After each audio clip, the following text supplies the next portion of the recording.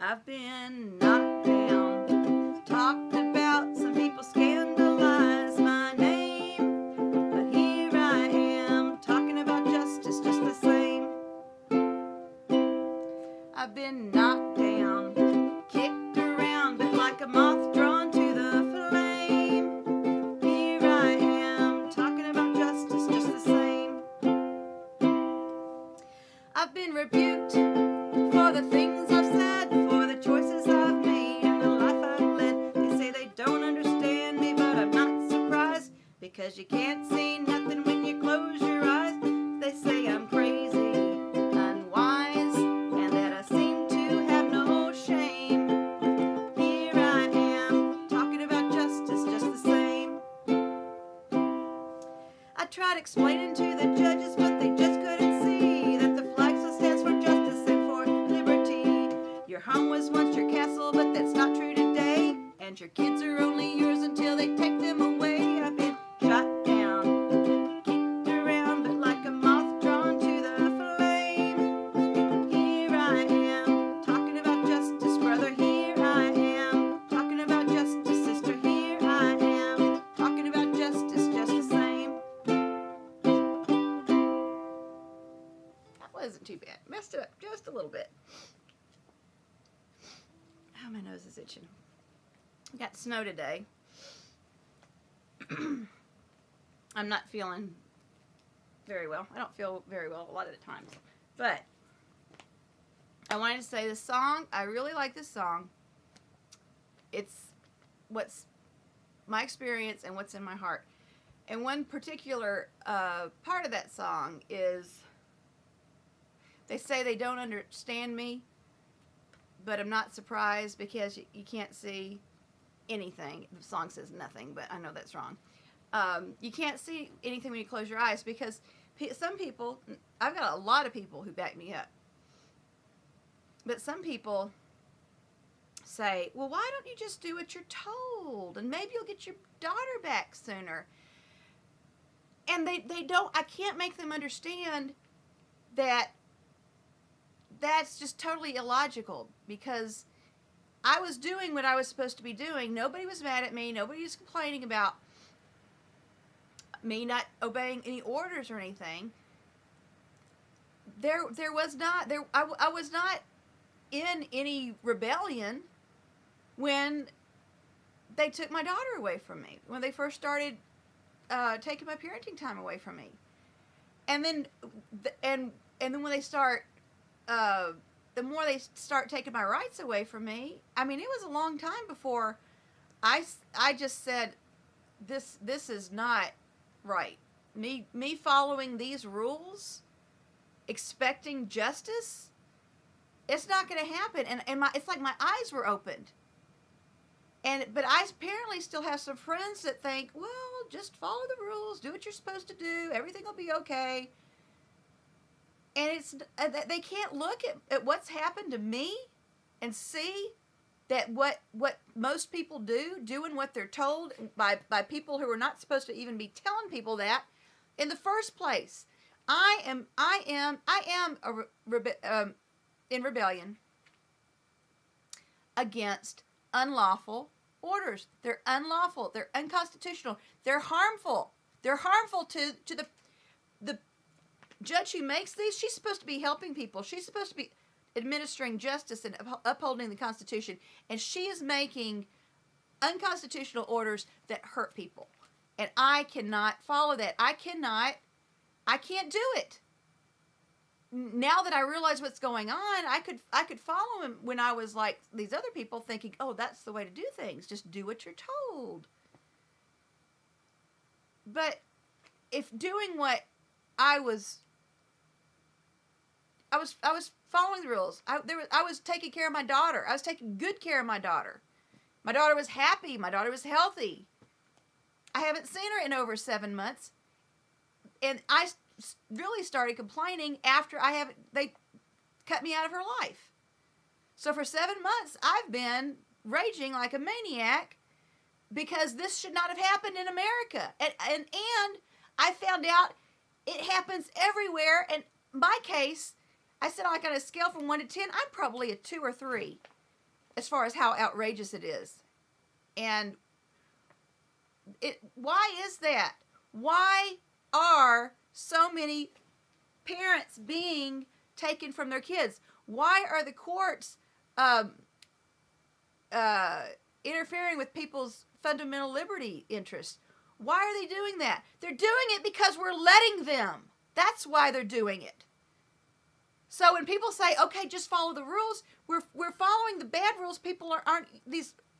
It's crazy. You cannot make things better for people when you keep doing the things that make things bad for people. Why is that hard to understand? And there's so many people, they're telling me, well, just, you need to just focus on getting your daughter back.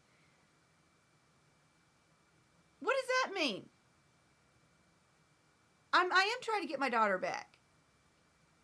And me not speaking out against injustice, my only hope is if the appeals court fixes this, or if the judge who originally wrote these orders realizes what she's done, and if I can get an opportunity for her to fix it, great. Maybe she will have learned a lesson. You need to pay attention when one side asks for you to take away fundamental liberties of another American citizen. You shouldn't say, okay, because that is arbitrary power and oppression that is harmful to society. Everybody. That kind of order hurts everybody. I mean, immediately it hurts me. It hurts my daughter.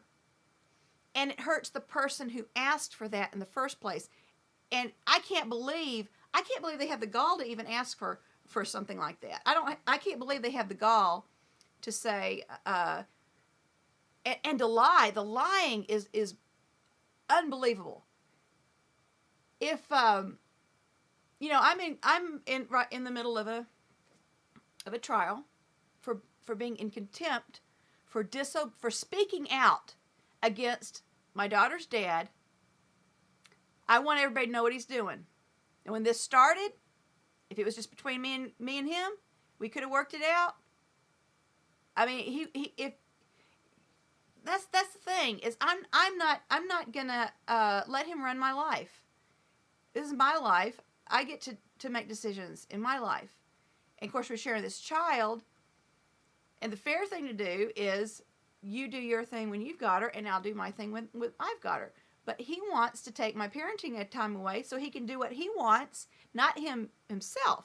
He wants to farm her out to various caregivers and keep her from continuing to have a relationship with me. Any judge worth her salt should have said, no, the law says parents need to have maximum parenting time possible, which is what we had. And they just do that because they think they can get away with it, I guess, or they have been getting away with it. But anyway, I can't. Every time they make an unjust order and somebody says, oh, okay, well, I won't say anything. I won't tell anybody what's going on. I'll keep my head down and my mouth shut, which is advice I was given from an attorney. That enables these abusers. You have to stand up to them and say, no, this is unacceptable. We are not going to tolerate this. This is the United States of America. Liberty and justice for all. Judges have to follow the law. They have to support the Constitution. But I guess the people who say, well, maybe if you'll just be nice and do what they tell you to do, they'll give you your daughter back. Of course they won't. Why would they? Why would they? And I've talked to so many parents who have tried for years, jumped through all kinds of hoops, and they still don't have their kids. And you know what? The people who are in control, they must just love this. It's like, look, it's like in the cowboy movies. You got the gunslinger and he's shooting at somebody and saying, dance boy, and they're shooting the bullets and making. That's what these bad judges and these bad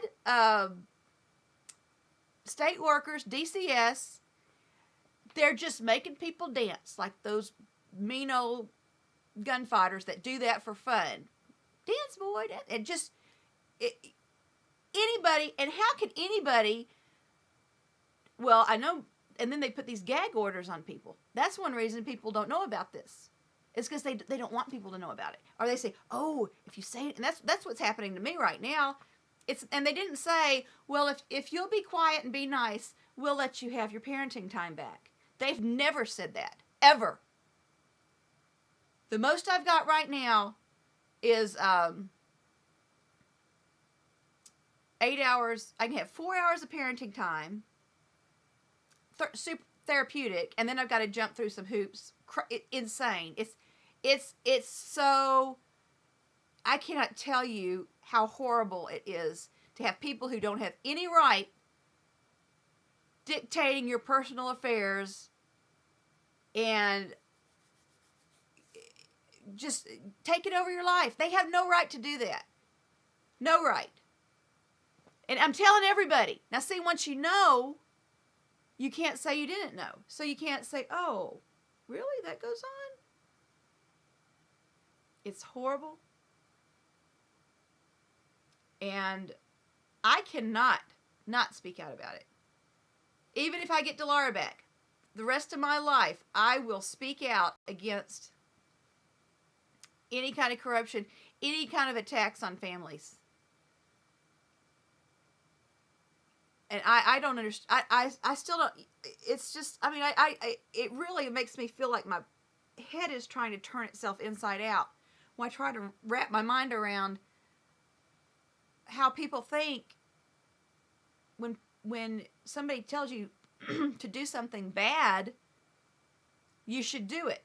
When somebody tells me, don't say anything about what we're doing to you that's bad. Don't say anything about what we're doing to your child that's bad. How can I, that just makes it easier for them to do it to the next person. I have responsibility for that. That would hurt my conscience. Because if they're hurting me, they're hurting, who knows, hundreds of people, just in Davidson County. Thousands, probably thousands over time. Judge Calloway's got a 8-year term. And they just do it so easy. They're like, oh, okay. Oh, you want to take all our parenting time away from her? Okay, fine. You want all the control? Okay, fine. You want her to have no decision-making input at all? Okay, fine. That's not what the law says she's supposed to be doing. If she's not doing her job, everybody in Davidson County, Nashville, needs to know it. And if she wants to be contrite, and she is, I confronted her yesterday, I'm just trying to let her know what's going on. And she seemed, I mean, I'll find out in 2 weeks when I go for the rest of the court, but it seemed like it kind of, she was listening or something, and she does not want to send me to jail. She made that very clear. She acted like she's almost afraid to send me to jail. But she can't not send me to jail because, well, I don't know. I don't know how that works. If I make my argument and say, well, yes, and she knows. She knows I deliberately, it's like this Martin Luther King.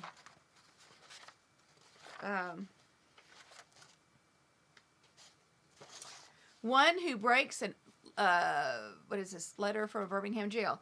One who breaks an unjust law must do so openly, lovingly, and with a willingness to accept the penalty. My penalty is going to jail for 10 days for each count. And if I don't come out of there saying, okay, I won't do it again, I might stay in there forever. So that's a penalty I might be facing. And I don't know. But she didn't say, if you don't do it, I say you will go to jail. She just said, you can go to jail. But she's put herself in a bad position because, first of all, she should not have made an unjust law. That's her problem. That's her responsibility, and she needs to accept the penalty for that. But she, I gave her the opportunity to modify her order, but she didn't do it, and I think I might can give her another chance to. But it's ridiculous for a judge to make a bad ruling that hurts people, especially children, and then expect the victims to wait a year until they can get through the appeals process. Justice delayed is justice denied. And when you're talking about a school-aged child, a year is way too long to keep them in a bad situation. Delara, and that's one thing I did. My brother was in the court, and he thought I was being disrespectful. I don't know why. I maybe it's just because I'm confronting her. You're probably not supposed to confront judges, but we have to. If they're doing these, somebody's got to confront them. And these old judicial complaint forms and the when I told Sarah Rice, this attorney, when I said, you're in all these violations of your code of professional conduct, she's like, okay, fine, file a complaint against me with the board. Which means she doesn't expect to be held accountable for what she's done. So if we can't get justice from the people who are supposed to be policing these judges and officers of the court, it's our responsibility to change things. And no, I can't change things by myself. And, I was thinking today, it's like, well, I don't have a lot of talents and skills and strength and assets, but, and I'm going into this. I hope it's not a kamikaze mission. But I'm thinking, well, maybe I'm the kind of person who's expendable, and they need to blow something up, so I have to go in there with my live grenade, and I won't be able to get out in time, and I pay the ultimate price. I lay down my life for my friends. So, but I can't. I feel like I have whatever penalty. I mean, they've already taken my daughter away from me. They've made it clear they do not intend to ever let me have any kind of a meaningful relationship with her. She had a very close, meaningful relationship with her mother and her father until court got a hold of her. And now she's afraid she's never going to see me again. You tell me how that's in her best interest. I did ask Judge Calloway that yesterday. Because they're like, oh, it's not in her best interest for this. It's not her. And they turned her life upside down for no reason. And they're not going to get away with it. And they'd better, any judge had better know that they're being watched. And yeah, I could rot in jail, but there's going to be other people, other ways fighting this battle, and the judges are not going to, they will not treat the public like this. And these poor kids, I cannot believe what they're doing. It's outrageous. It's absolutely outrageous. I'm emotional. Okay, so I did this letter from a Birmingham jail. Everybody should read it. It's just, I mean, we have a parental rights movement. There's people all over, and they're coming together, and they're getting organized, and they're making changes, and they're getting attention from the judges, and so good things are happening.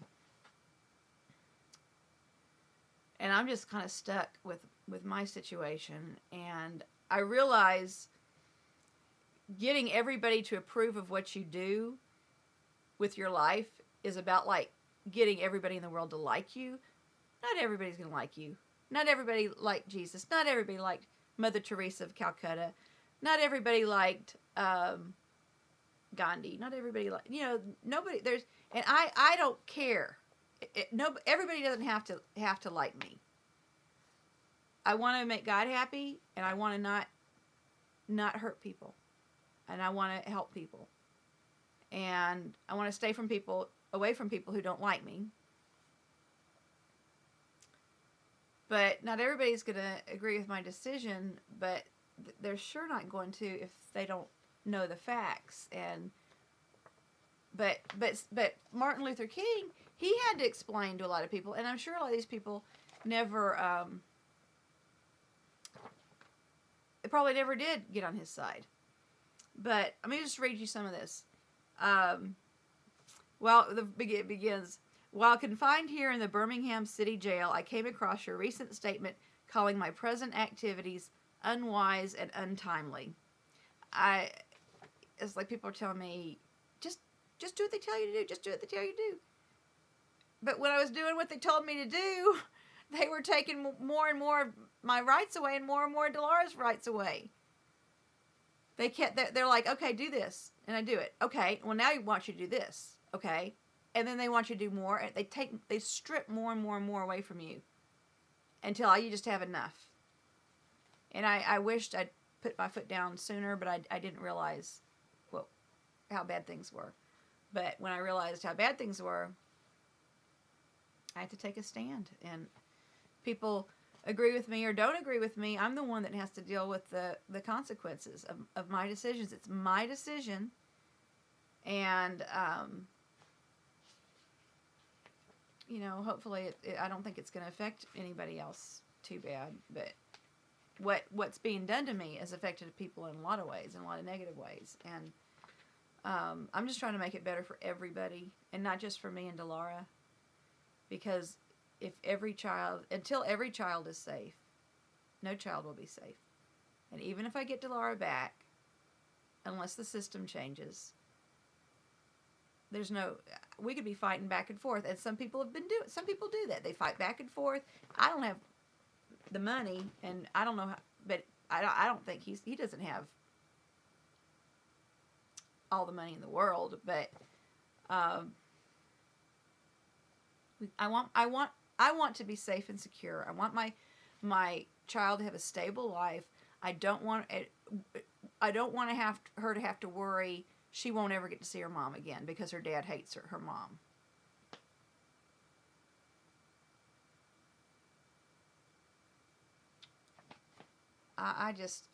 It's unbelievable that he's doing that to her. Okay. In any nonviolent campaign, there are 4 basic steps. Collection of the facts to determine whether injustices exist, negotiation, self-purification, and direct action.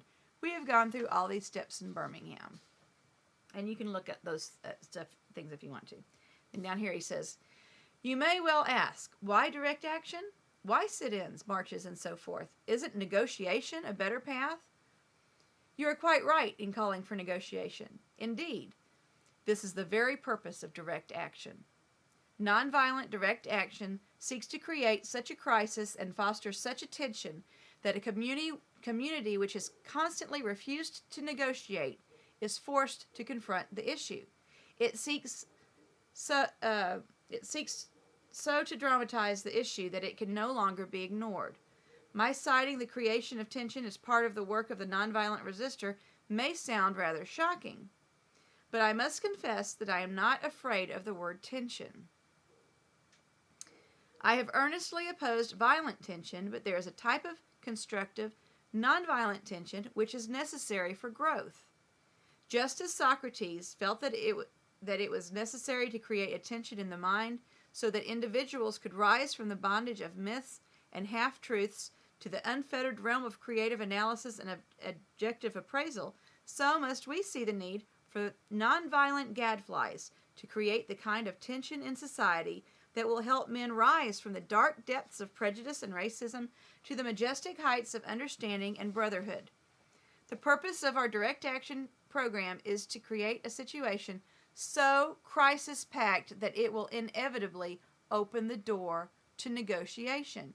I therefore concur with you in your call for negotiation. Too long has our beloved Southland been bogged down in a tragic effort to live in monologue rather than dialogue. That's exactly what I'm facing. Me and my daughter's dad. No dialogue. It's him saying, it's my way or else. Do what I say or else. I'm taking her. Be happy if you get to see her every other weekend. And then the judges do this. The lawyer goes to the judge, says, Judge, would you please give us all these rights, take all these rights away from the mother and the child? Sure. Why? I think part of it's because he's got more money than me.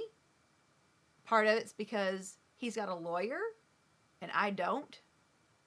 And everybody knows that judges do not like dealing with pro se litigants because they don't, even if they're following the rules, trying to follow the rules, they're out of their element. And they make things complicated and difficult and slow and it's just hard. But my point is keep people out of the courthouse. That was another thing. I don't think I said this. I was thinking about saying it, but they're mad at me for disobeying a horrible order. You don't tell a victim, don't say anything. Don't let anybody know you're being abused. And I said in a different video, it's like somebody molesting a child and saying, if you tell your mom I'm going to kill your dog, you don't want me to kill your dog, do you? That's exactly what it's like. So they make you these orders, so that the abuse starts by a lawyer who should not even be asking for these kind of orders in the first place. It's disrespectful and it's asking for things against the law. That's un-American. So it starts with the lawyer going and asking for something they shouldn't even be asking for. So then the judge says, okay, sure, we'll take this away from this person who doesn't have a lawyer to speak out for and present her case effectively. And then when I'm dealing with the consequences, my life is adversely changed, and my daughter's life is adversely changed because of that. Then they say, you can't say anything. If you say anything, you're going to go to jail. They never say, if you stop. They never say, well, we'll give you your child back. We'll give you all your parenting time. We just want you to not complain. And I tell you what, if he would give me my daughter back, I'd quit complaining about him. Just like that. I'd say, thank you so much. I'm so glad you came to your senses. And hopefully we can get through the next 11 years without going to court again. And I would do everything I could to never say anything negative about him as long as I lived. And even now, I say good things about him whenever I can. I have a lot of good things to say about him. But I can't not say the bad things because people need to know about it. This is a matter of public concern. This is not a private family matter. This affects everybody. And the judge saying, "Oh, don't say anything," she's enabling him, and she's making it easier for herself too, because she doesn't want people to know what she did. That's why I think she doesn't want me to go to jail. Because if I go to jail because I refuse to follow this unconstitutional order, then everybody will know that she made a bad order. So it'll be kind of complicated. It'll make her look bad. And she should look bad. She should be ashamed of herself. She's a judge. She's an experienced judge. She teaches law at Vanderbilt, or used to. And this is the way she treats people? This is the way she administers justice?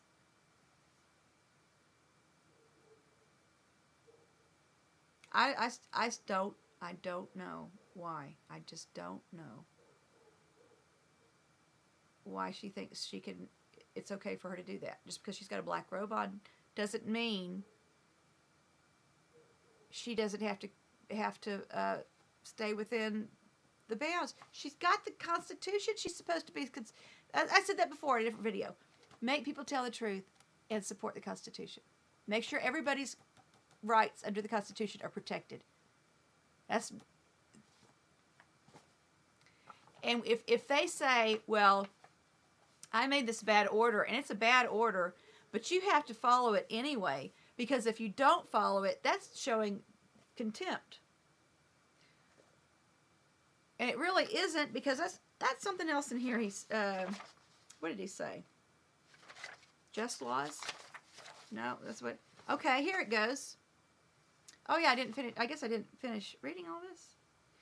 One who breaks an unjust law must do it openly, lovingly, and with a willingness to accept the penalty. I submit that an individual who breaks a law that conscience tells him is unjust, and who willingly accepts the penalty of imprisonment in order to arouse the conscience of the community over its injustice, is in reality expressing the highest respect for the law. That's what I'm trying to do. I'm trying to show respect for the law, and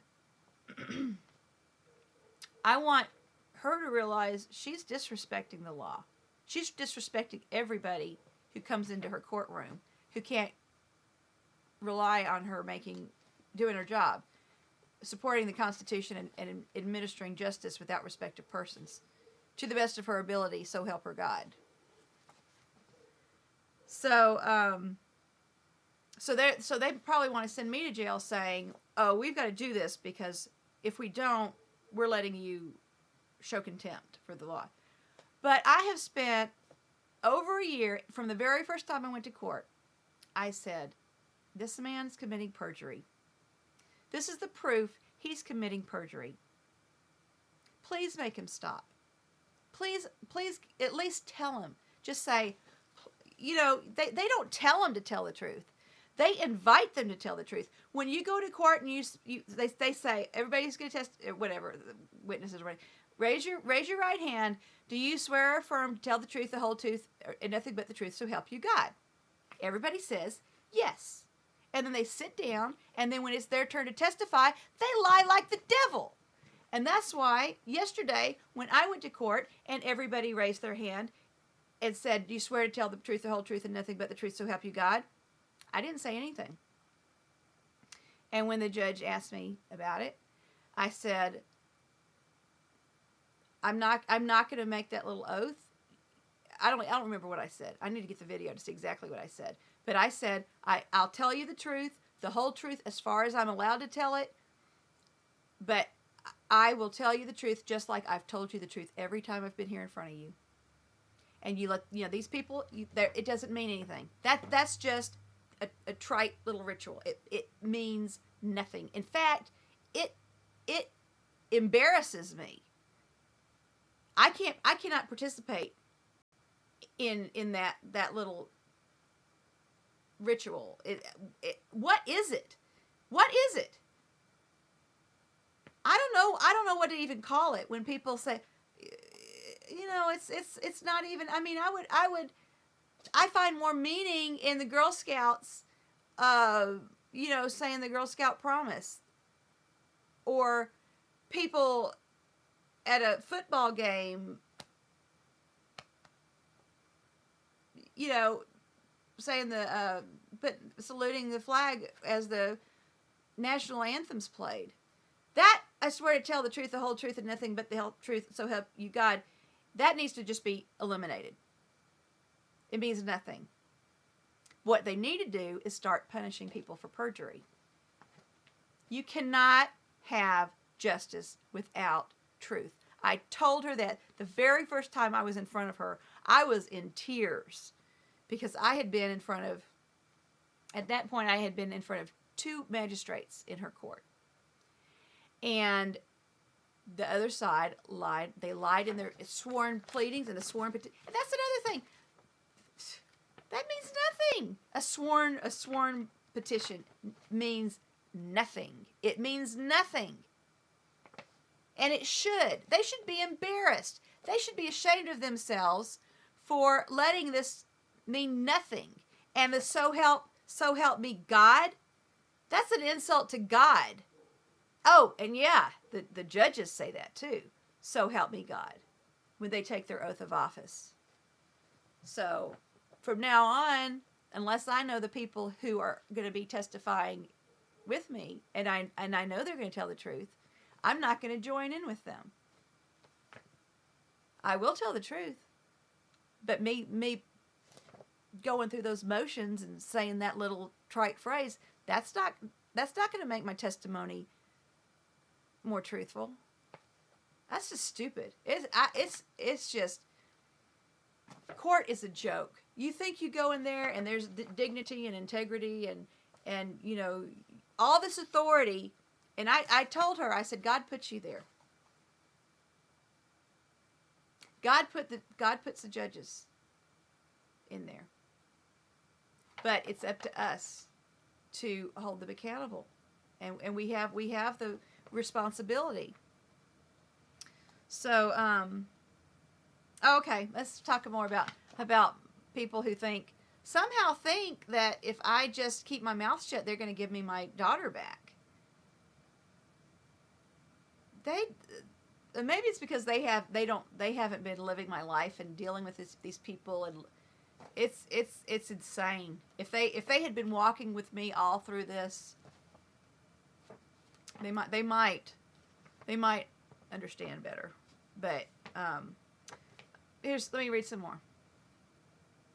Of course, there's nothing new about this kind of civil disobedience. It was evidenced sublimely in the refusal of Shadrach, Meshach, and Abednego to obey the laws of Nebuchadnezzar, on the ground that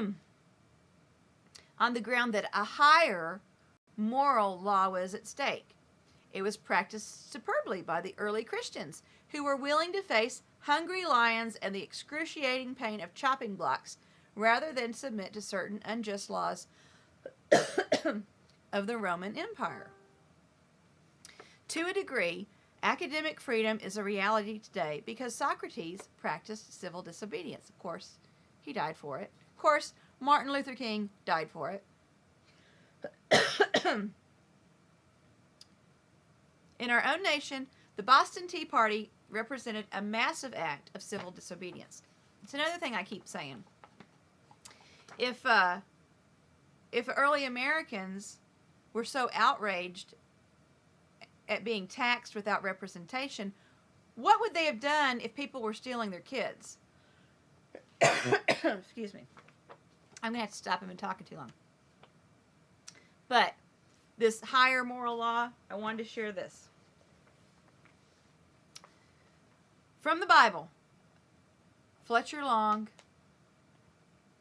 the long version. He's got a radio show, the long version. He says, what does he call? The theological moment, I think is what he says. If he says something theological, he'll say, this is our theological moment. And I really like that. That's really cute that he says that. But here's an example from the Bible that I keep in mind. All right, where'd my marker go? There it is. Genesis 39. If you know your Bible, you know the story of Joseph and Potiphar's wife. Let me tell you about disobeying someone in authority because you're respecting a higher authority. Now, Joseph this is when he was working in Potiphar's house as a servant. He was like overseer of everything. Now Joseph was handsome in form and appearance. And after a time, his master's wife cast her eyes on Joseph and said, "Lie with me." She thought he was pretty hot. And she apparently didn't have any qualms about committing adultery. So she told Joseph, "Lie with me." But he refused and said to his master's wife, "Behold, because of me, my master has no concern about anything that he has in my charge. He is not greater in this house than I am." No, he is not greater in this house than I am. What? Oh, sorry. Yeah, this is what, I'm sorry.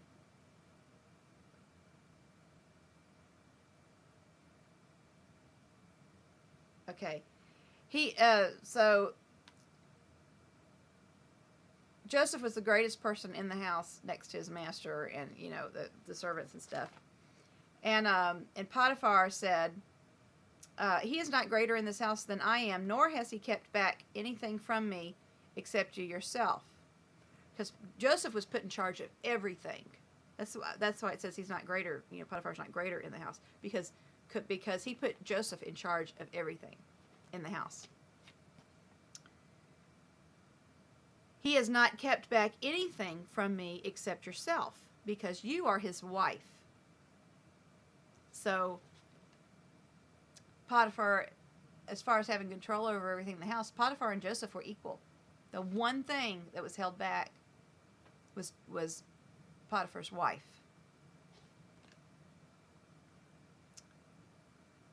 "How then can I do this great wickedness and sin against God?"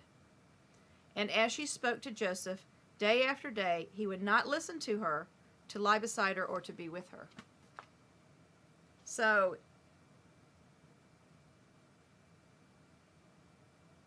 if he could have obeyed this direct order from Potiphar's wife,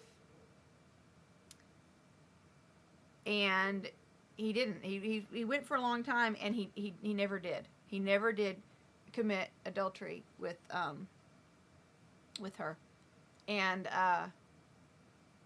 she ended up getting really mad at him and had him thrown out of the house and put in prison for it. So he paid. He disobeyed a direct order from someone who's over him,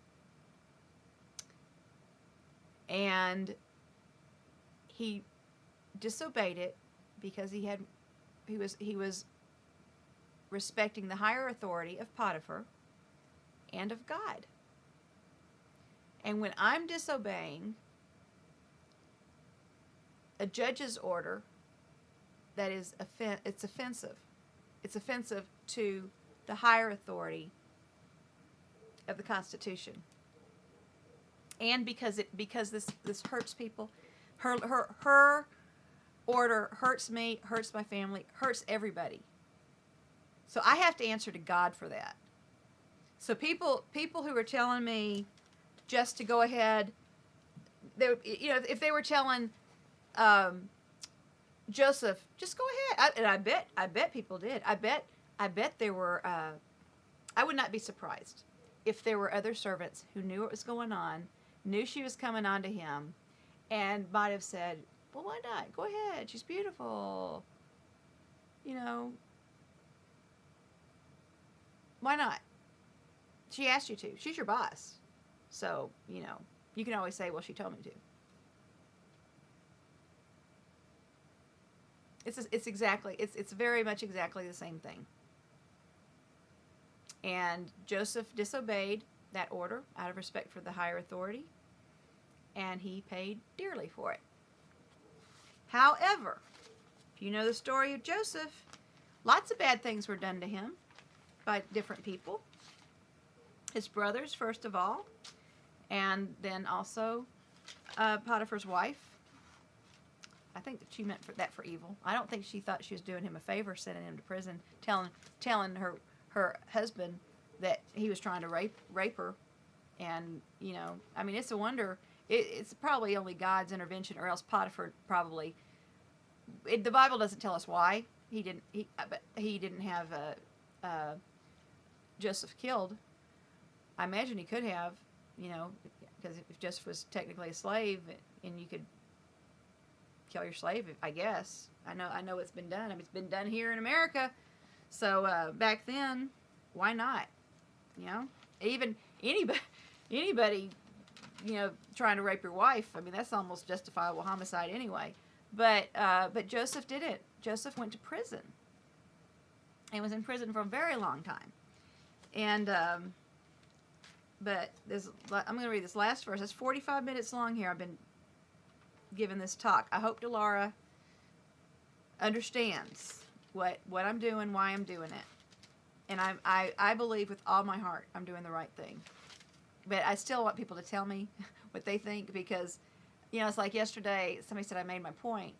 And I'm like, okay, well then maybe I can back off. And then I went through these papers that were entered into evidence yesterday, and then I realized, no, it's not just making a point. It's making a difference. I might have made a point, but I haven't made the difference I need to make. So I need to keep speaking out. I really believe with all my heart that I'm just almost compelled to. So after everything worked out for Joseph, and he ended up being the rescuer of who knows how many people, because he saved them from, he prepared for the famine and saved people from starving to death during the famine. His brothers, when his dad died, his brothers were afraid, oh, Joseph's going to retaliate against us for what we did to him all those years ago. But Joseph said to them, do not fear, for am I in the place of God? As for you, you meant evil against me, but God meant it for good, to bring it about that many people should be kept alive as they are today. And from the very beginning, all this stuff happened. With, and Delara's dad started to take her away from me. And the bad stuff, and I tell that to Delara too. I said, always keep in mind the story of Joseph, and don't despair. As bad as things are, you don't know what's going to come out in the end. And I hope and pray that all my suffering and all Delara's suffering that we've been through, it's been really bad. It was it's we're still coping because we have to, but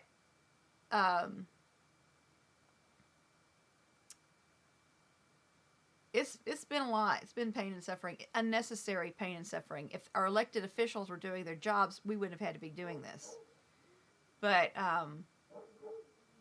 what gives me strength is the hope and the confidence that God's going to work something good out of this. And I hope it might just be a little good. I hope it's a lot of good. I hope it's a huge amount of good. I hope this makes a huge difference.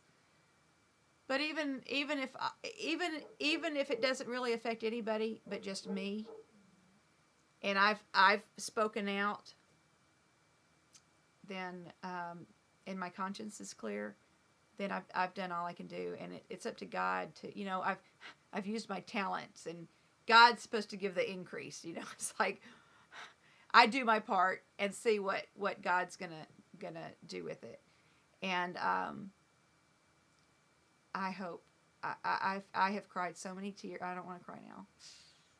I have wept openly so many times from hearing about the suffering of other families, and that's one thing that when people say, "Well, just concentrate on getting your daughter back."